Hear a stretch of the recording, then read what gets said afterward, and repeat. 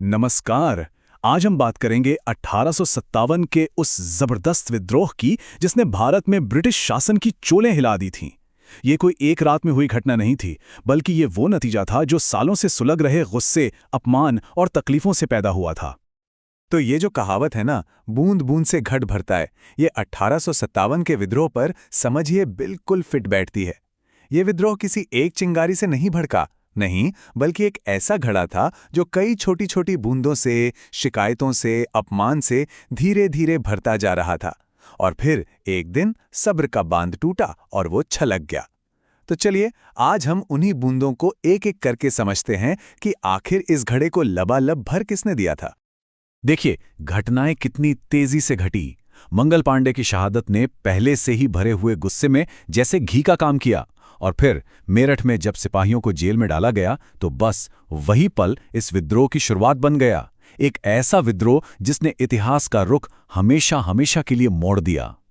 तो असली सवाल यही उठता है, सिपाहियों का गुस्सा तो बस वो आखिरी बूंद थी जिसने घड़े को छलका दिया, लेकिन वो कौन सी गहरी वजहें थीं, वो कौन सी बूंदें थीं जिन्होंने शासकों से लेकर किसानों तक पूरे के पूरे देश में असंतोष का ये घड़ा भर दिया था। आइए इसी की पड़ताल करते हैं। तो चलिए, पहली बूंद से शुरू करते हैं। भारत के जो पारंपरिक शासक थे, उनका मान सम्मान और उनकी सत्ता, सब कुछ छीना जा रहा था। ये कहानी शुरू होती है 18वीं सदी के बीच से, जब नवाबों और राजाओं की शक्ति को एक सोची समझी रणनीति के तहत खत्म किया जा रहा था। ये बदलाव अपने आप में पूरी कहानी कहता है। अंग्रेजों ने बहुत धीरे धीरे लेकिन पक्के तौर पर भारतीय शासकों की सत्ता और सम्मान दोनों ही खत्म कर दिया।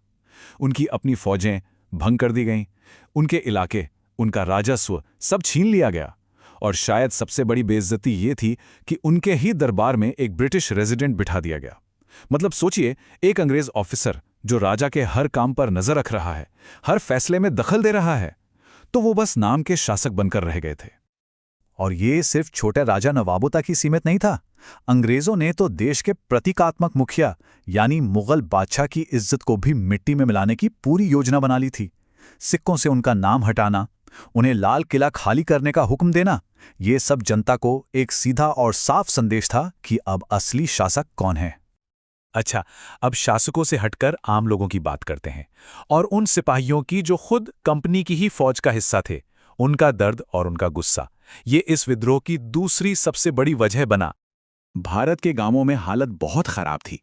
किसानों पर इतना भारी लगान थोप दिया गया था कि उनकी कमर ही टूट गई थी, और वसूली के तरीके इतने जालिमाना थे कि जब वो लगान नहीं चुका पाते तो उनकी वो जमीनें छीन ली जाती थीं जो पीढ़ियों से उनके परिवार का पेट पाल रही थीं। ये सिर्फ उनकी रोजी रोटी पर नहीं, बल्कि उनके सम्मान पर सीधा हमला था। और सिपाही, जो भारत में ब्रिटिश राज के सबसे बड़े खंभे थे, वही खंभे अंदर से खोखले हो रहे थे। कम तनख्वाह, भेदभाव और ऊपर से ऐसे नए नए नियम जो उनकी धार्मिक भावनाओं को सीधी चोट पहुंचाते थे। लेकिन सबसे जरूरी बात यह थी कि ज्यादातर सिपाही खुद किसान परिवारों से ही तो आते थे। तो जब वो गांव में अपने परिवार पर हो रहे जुल्म की कहानियां सुनते थे, तो वही गुस्सा उनके दिलों में भी भरता जा रहा था। विद्रोह की तीसरी और शायद सबसे ताकतवर बूंद थी सामाजिक और धार्मिक डर। एक ऐसा डर कि अंग्रेज उनकी पूरी संस्कृति, उनकी जीवन शैली को ही खत्म कर देना चाहते हैं। अब देखिए, दिलचस्प बात यह है कि सती प्रथा पर रोक या विधवा पुनर्विवाह को बढ़ावा देना, ये सुधार शायद अच्छे इरादों से किए गए थे, लेकिन उस वक्त के समाज ने इन्हें अपनी परंपराओं और धर्म में सीधा दखल माना। और जब ईसाई धर्म में बदलना आसान बनाने वाला कानून आया, तब तो इस डर को और भी ज्यादा हवा मिल गई। तो असल में हुआ ये कि एक सामूहिक डर पैदा हो गया। लोगों को लगने लगा कि उनकी पहचान, उनका पूरा का पूरा वजूद ही खतरे में है। और जानते हैं, इसी एक डर ने अलग अलग वजहों से नाराज राजाओं, किसानों और सिपाहियों को एक कॉमन दुश्मन के खिलाफ लाकर खड़ा कर दिया। और फिर वो पल आ ही गया जब बरसों से खौलता हुआ ये घड़ा आखिरकार छलक ही गया। चलिए अब देखते हैं कि कैसे मेरठ की एक छोटी सी चिंगारी ने पूरे उत्तर भारत में आग लगा दी। विद्रोह की आग को भड़काने की जो तात्कालिक वजह बनी, वो थे ये नए कारतूस। और अफवाह भी ऐसी थी जो जंगल की आग की तरह फैली। गाय हिंदुओं के लिए पवित्र है और सूअर मुसलमानों के लिए हराम। तो सिपाहियों के लिए इन कारतूसों को मुंह लगाने का मतलब था अपने धर्म को भ्रष्ट करना, और ये उन्हें किसी भी कीमत पर मंजूर नहीं था। तो जब मेरठ रेजिमेंट के सिपाहियों ने इन कारतूसों को छूने से भी साफ मना कर दिया, तो ब्रिटिश अधिकारियों ने उन्हें सबके सामने बेइज्जत किया। 85 सिपाहियों को नौकरी से निकालकर 10-10 साल की कड़ी सजा सुना दी गई। बस यही वो पल था जो एक टर्निंग पॉइंट साबित हुआ। अपने साथियों की इस बेइज्जती से बाकी सिपाहियों का खून खौल उठा। उसी रात उन्होंने बगावत कर दी।